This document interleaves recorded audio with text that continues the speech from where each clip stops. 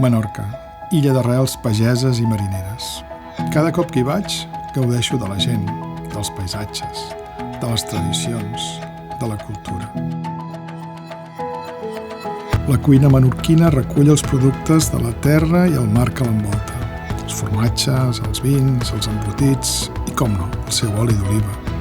Un llarg llistat de productes i receptes tradicionals que formen sabors, aromes i textures úniques de l'illa de la Calma.